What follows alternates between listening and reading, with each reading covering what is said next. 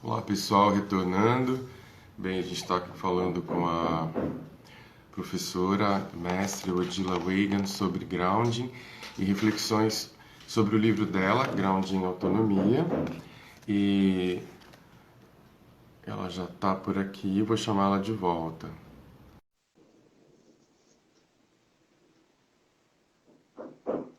Tá começando.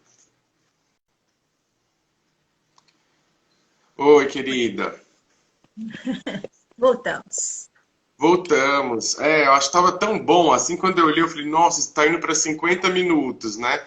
Você vai Uhum, levando a gente na conversa, você vai conduzindo a conversa, né? Mas o que é interessante também, agora, nesse momento, Dila, pensar, né, o que a gente estava falando, como que é perceber que parece que tem uma noite negra coletiva, né? Que entrar em contato com a gente mesmo pode promover isso. Tem um poema muito antigo de São João da Cruz, que é A Noite Escura da Alma.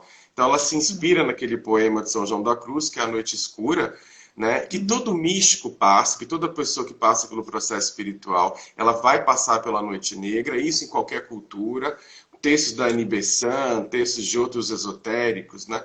Que é esse uhum, momento em que existe uma escuridão que o Jung vai chamar de sombra, né? Para a gente entrar em contato com o self, com o verdadeiro self, né? E a gente está uma espécie de grande noite escura coletiva, né? Muita gente uhum. deprimiu de novo, muita gente não está vendo o futuro, muita escuridão. E aí a angústia, às vezes, essa noite escura, ela é tão grande que a pessoa se sente tragada. Parece os dementadores do Harry Potter, né? No filme do Harry Potter tem os dementadores. Então vem aquela crise, o Harry Potter quase morria, coitado. Então ele tinha que desenvolver o encantamento do patrono, né? Um jeito de sair desse lugar escuro. E aí a gente conversou e vieram tantas contribuições. Como ficar grounding no meio de uma noite escura, né?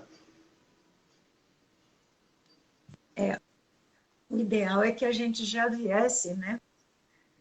Já viesse com a capacidade de praticar esse grounding, né? De ter esse recurso, né? De usar esse recurso. Porque é um aprendizado, né? É uma técnica, é um aprendizado. E eu devo te dizer que eu não estava praticando muito, e agora, com essa história de ficar trancada em casa há mais de 2 meses, hoje mesmo, vou te dizer, fiquei uns 10 minutos lá, vibrando ali no jardim, depois de ter ido remar, que é uma coisa que dá muito ground também, aquela prancha de stand-up, né? Dá muito grounding e depois fazer um pouco de exercício aqui ao ar livre e ficar vibrando, simplesmente ficar vibrando pelo prazer dele, né? De deixar o corpo soltar, de deixar o corpo vibrar. É um grande antídoto para o medo, sabe? É muito frequente acordar de manhã, às vezes com o corpo meio dolorido, assim, de ter passado a noite meio contraída, por isso que a gente acaba resgatando no sono, né? O inconsciente traz de volta e Uhum. acorda, a couraça responde, né? E contrai. Ainda bem que tem uma couraça rígida que contrai, senão eu não ia dormir, mas acorda com dor. E daí tem que soltar essa couraça. É um recurso que a gente tem, Sim. porque a couraça ela é o nosso auxiliar máximo, né? Ela contrai para você poder dormir, porque senão você não dormiria, você ia ficar revirando os pensamentos na cabeça. Então, o grounding é super necessário nesse momento, né? Mas não só nesse sentido de soltar a musculatura, mas no sentido de recuperar o prazer, no sentido de ser um antídoto para o medo, que o medo paralisa, o medo congela, o medo não deixa a gente pensar direito. Você pode tomar decisões erradas, né? Ou você pode atuar de uma maneira que depois você se arrependa com seus familiares, com essa coisa de estar com excesso de convivência dentro de casa. Outro dia eu estava falando da necessidade da raiva, né? Da raiva não ser excluída. A Uhum. gente reconhecer a raiva e poder expressá-la de um jeito seguro, para que ela não seja expressa em cima dos coitados que vivem com a gente, né? Que não, em geral, não merecem toda essa raiva, né, que a gente tem. Então, a questão de estar aprisionado, da raiva, lógico, qualquer animal aprisionado, ele se debate, né, contra o que o aprisiona. E a gente está nesse momento de precisar fazer de conta que não, bem, vamos ficar aprisionados. Sim. Uma coisa que a gente estava falando também sobre a gente, os filmes de terror, a criança, ela fica meio viciada em videogame, em filmes de terror, e o terror, ele vicia, né? Então, o medo, tem um nível de excitação no medo, né? Ah, eu vou na montanha-russa, tô morrendo de medo, mas eu vou mesmo assim. Então, a experiência do terror, ele também pode gerar um prazer. Eu estava até pensando, será que diminuiu o acesso dos filmes de terror e aumentou de comédia? Porque os nossos noticiários estão verdadeiros filmes de terror, né? Então, esse Ninguém prazer precisa de destrutivo. filme de terror hoje em dia. Não, você liga a televisão, você está vendo filme de terror. O difícil é achar algum filme que não te deixe, né, nesse estado de estresse, porque mesmo aqueles filmes que a gente costumava ver, e que são muito bons, até muito bem feitos, mas que tem violência e tudo, cria um estresse terrível, não estou aguentando, de jeito nenhum, né? E a gente já está assim no limite desse terror, né? Da morte ali presente, espreitando e jogada na nossa cara o tempo todo.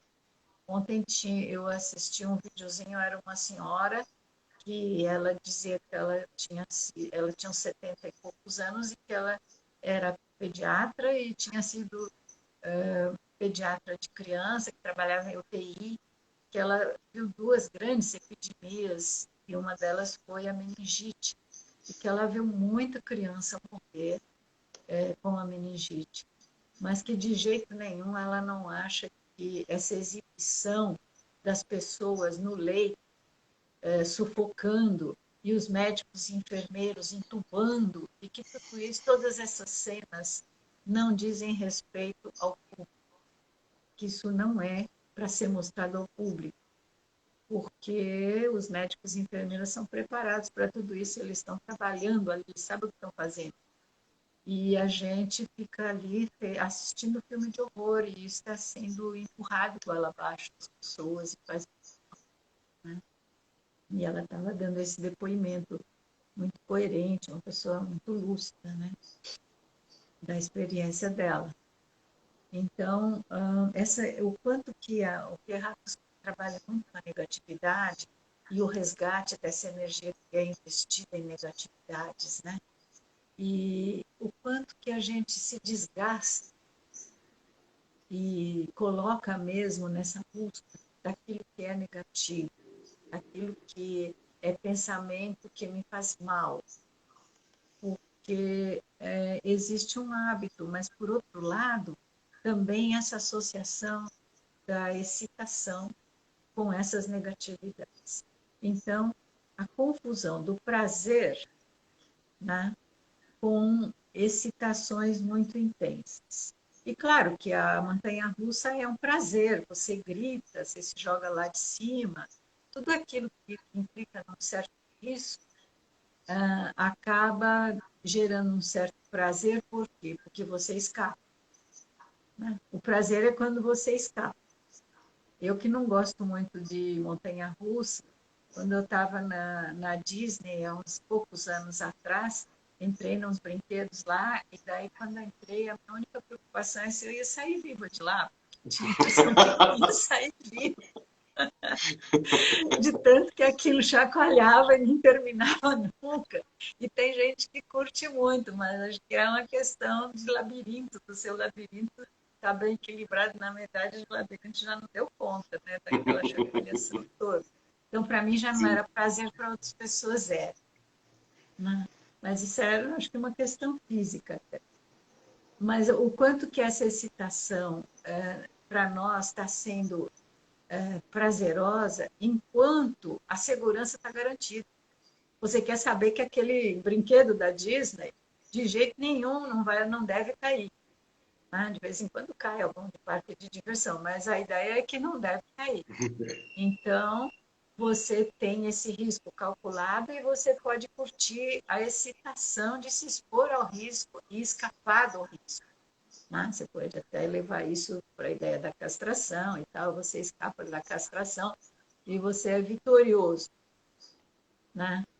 Contra esse perigo. Só que a situação agora, a gente associa, né, e vai se comportar de forma similar e se apavora, porque, de repente, não é previsível, talvez você escape, talvez não, e daí tem os que querem correr o risco, tem os que não correm o risco de jeito nenhum, tem aqueles que, ao não correr o risco, estão bem em casa, estão seguros e tranquilos, tem aqueles que estão em casa, mas estão morrendo de medo, e tem aqueles que estão na rua fazendo festa, fazendo baile funk, bebendo e tal, porque para eles o Covid-19 é uma montanha-russa, né?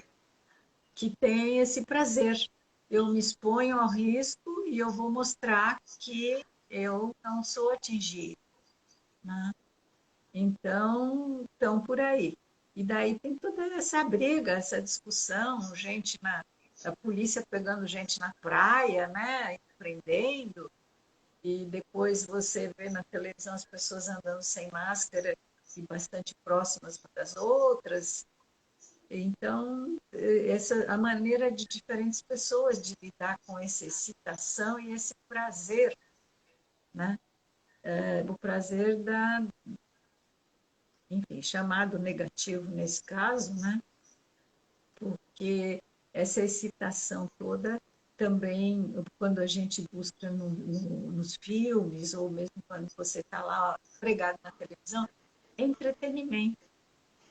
Por que você não desliga a televisão e pega um livro? Porque está com a televisão ligada é um entretenimento, está tão habituada, está com a televisão ligada, e daí aquela coisa repetitiva, e vai, é a mesma notícia, e é mastigada e é devolvida, e de repente você está lá ouvindo aquilo, meu Deus do céu, né? Mas absorve, Uhum. vai se deixando impregnar, né? O quanto isso faz mal.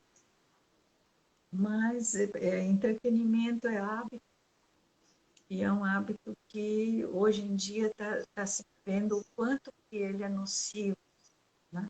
Neurologicamente, até o quanto ele é nocivo, ele causa estresse, quanto ele pode causar doença, por Sim, esse falando sistema nervoso da diferença continuamente. que você faz uma diferença entre excitação e carga energética, né?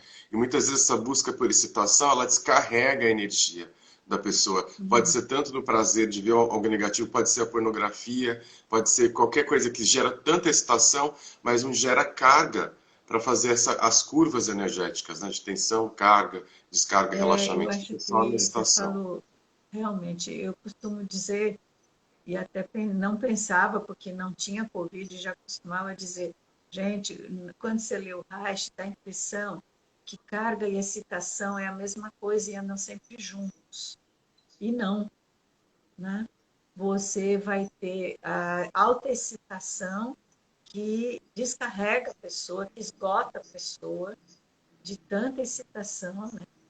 E você pode ter uma autorregulação onde você tem uma alta excitação e uma alta carga em diversas situações, né? Situações felizes e uma situação até de relação sexual, ou numa festa, ou num encontro. Acho que quando a gente sair dessa quarentena e for encontrar os amigos, nós vamos ter uma excitação com carga. Sim, um abraço Muito para todo boa, mundo. né? Muito bom. A gente já está sentindo no corpo já esse movimento, né? Ao mesmo tempo, acho que a raiva vem quando esse movimento é frustrado, né? Você fala, ai, daqui a uma semana. Não, vai ser 15 dias. Não, vai ser 3 semanas. E tem Né? outros que dizem que não vai ser nunca.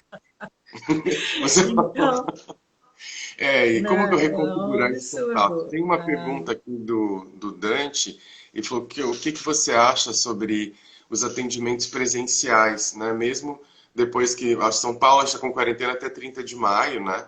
Então tem essa coisa do que é institucional. E depois como é que se dá, né, agora atendimentos presenciais com devidas precauções, claro. Como que seria isso, sua opinião? Eu acho que o presencial vai ter que ser muito bem negociado, né? Entre Sim, terapeuta, cliente, o ambiente, o espaço ser espaço que guarde as distâncias e, sei lá, vai ser muito esquisito atender de máscara. máscara, de luva, a gente que costuma tocar, mas eu estava pensando isso ontem, caminhando aqui no jardim, eu lembrei que numa passagem lá do Reich, da orgulho, ele falava que as luvas de borracha não cortavam a transmissão da energia orgânica, não cortava, né, na percepção dele, naquelas experiências que ele fazia. Então, eu falei, bom, então a gente vai poder usar luvas descartáveis com cada cliente, né? E limpar. Agora, sempre tem essa de que as pessoas de alto risco não deviam nem sair de casa mesmo, Sim, né? Então, como é que vai ser? Tanto o cliente vai querer se expor, né? Quanto a gente. E, no entanto, em cidades aqui do interior, mesmo o próprio Dante está atendendo alguns, e eu sei que em Americana, eu sei que em Prudente, em várias cidades que não está tão intenso como em São Paulo, esse terror todo, as pessoas vêm e pedem o presencial. E daí tá sendo feito, né? E acho que não está tendo nenhuma consequência negativa, tomando os devidos cuidados. Então, vamos ver, eu acho que é o tal negócio, qual é o risco, e a gente vai ficar feliz de sair fora, se sair bem, né? Encarar o risco de se sair bem. E outras pessoas não vão querer encarar risco nenhum, vão ficar nesse terror todo que está sendo vendido.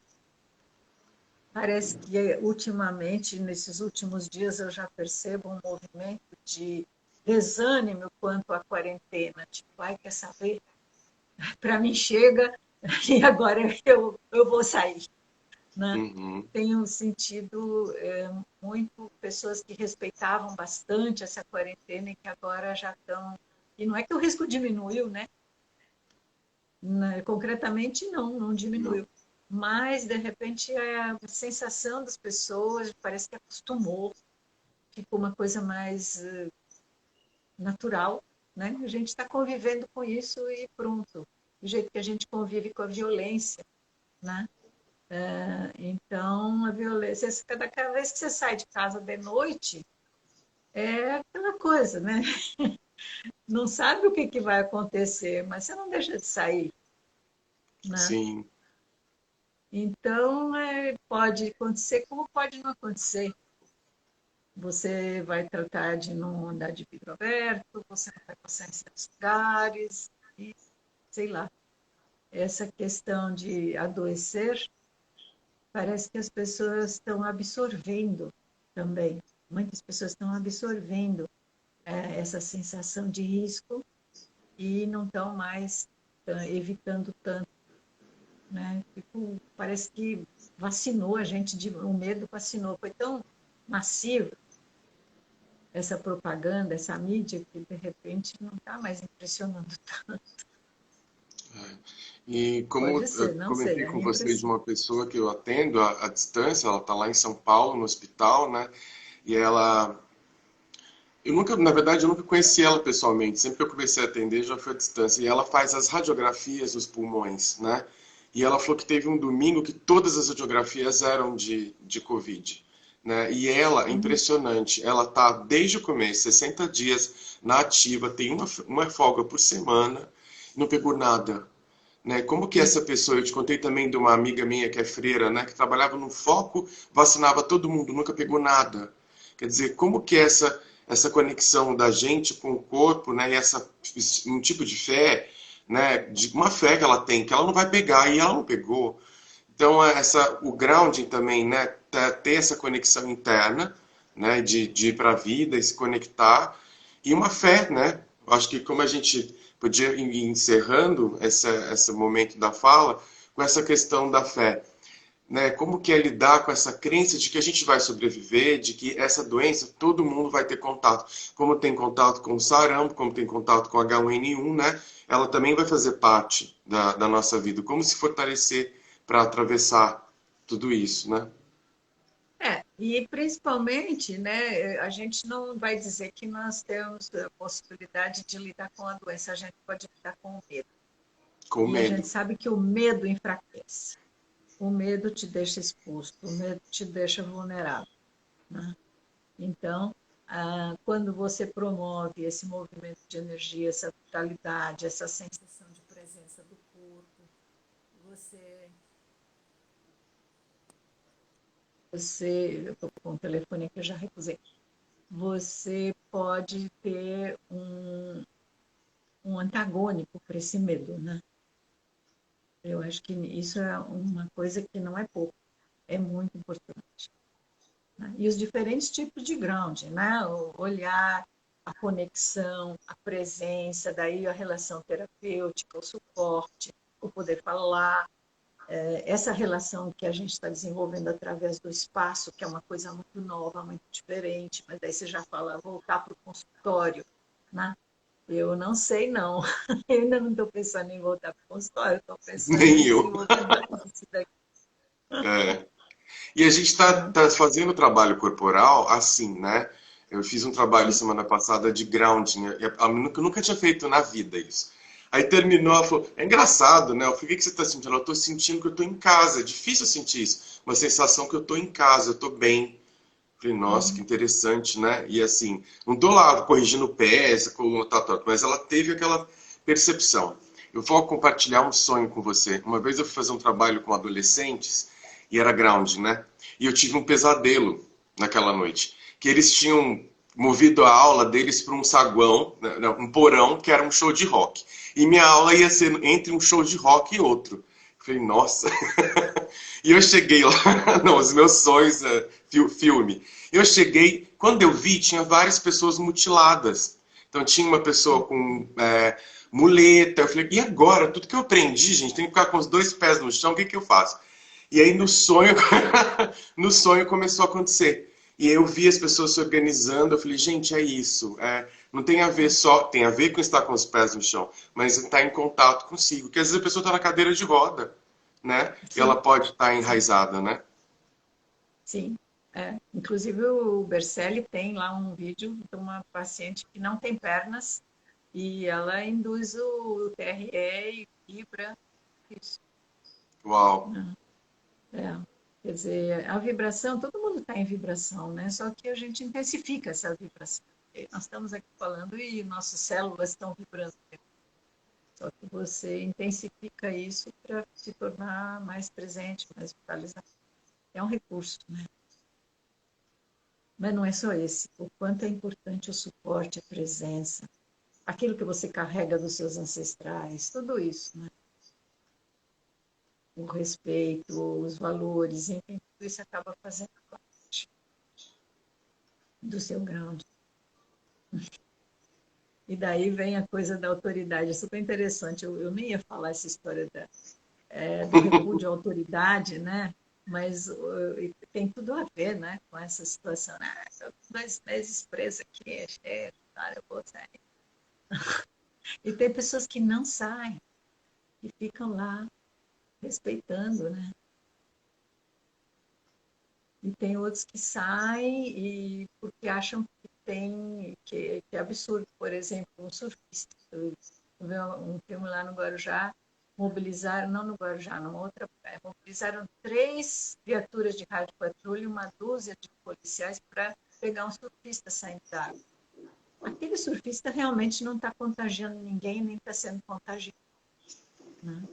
E, no entanto, foi mobilizada toda uma... Enquanto isso, tinha gente caminhando lá no calçadão, sem máscara, passando um perto do outro. Então, tem cada absurdo também, que você vê esses absurdos e fala, quer saber? Né? Ai, ai. É isso, querida. Bem, a gente vai encerrar, que eu tenho outro grupo agora, daqui a pouco, e eu agradeço muito a sua disposição de compartilhar. O Fernando aqui agradecendo, o Dante. Ele citou só, não podemos evitar a doença, podemos trabalhar o medo, né? Que é o que você Aham. falou. E aí, se tem algo que você quer dizer para finalizar, pensando, né, em autonomia, que é o seu livro, fala grounding, fala de autonomia, né? E uma coisa que fica sempre Pois comigo é é. como que eu vou ter autonomia se eu não me auto-percebo, né? Então, primeiro básico é você se perceber, depois você fala o que você quer ser na vida, né? E eu trabalho isso Uhum. muito com as adolescentes, que chega muito para eles assim, o que você quer ser na vida? Você tem que ser alguém. Ué, ele já é alguém, né? Ele já Sim. nasceu. Então, o que você Ele percebe? quer ser importante, né? Ele quer ser Não é importante. você já é alguém. Então, como que é Aham. perceber você, né? E trazer o você para o mundo, que é essa autonomia mais Uhum. profunda que o grounding dá. Né? Eu quero te É. agradecer por ter sido muitas vezes assim, foi minha inspiração desde o Uhum. começo, assim, eu lembro quando eu tive as primeiras ideias de escrever o meu trabalho, eu mostrei para você, você falou, olha, é muito legal, mas vai dar muito trabalho. Realmente deu, demorou 7 anos. Fiquei 7 anos É. escrevendo, mas esse ground que você dá para os alunos, estão aqui todos te agradecendo, é, todo mundo te agradecendo aqui, de te perceber, né, que você está aqui com a gente hoje é um ground. Várias pessoas falam, nossa, o olhar dela me deu um ground, olha, o sorriso dela me deu um ground. Que é essa presença, né? Mesmo sabendo no online, você está aqui presente. Eu achei que eu ia falar muito óbvio, e é óbvio mesmo, né? Às vezes é óbvio que a gente Precisa. precisa praticar, né?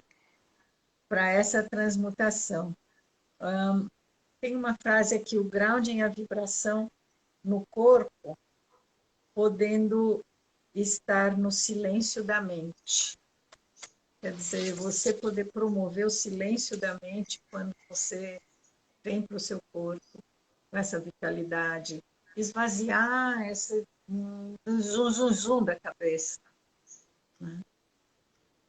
Então, Uau.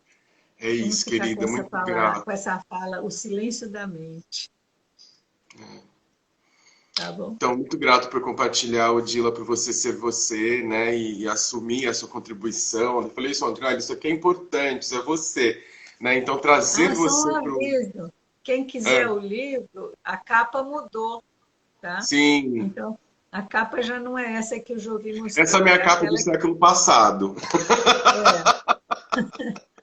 Ah, eu Agora tenho a a nova capa edição nova. tem uma capa diferente, mais escura, mas o conteúdo é o mesmo, tá bom? Sim, muito grato. Muito grato, eu tenho aqui, ó, dedicatórias, muito bom. Aproveitem, já pega a dedicatória. Tá bom, querida. Um beijo, tudo de bom e muito Beijo, grato obrigada por a você compartilhar. também. Adorei esse papo. Adoro, vamos Tchau. conversar mais. Um beijo, Mesmo que seja em off. né? Ok, tchau.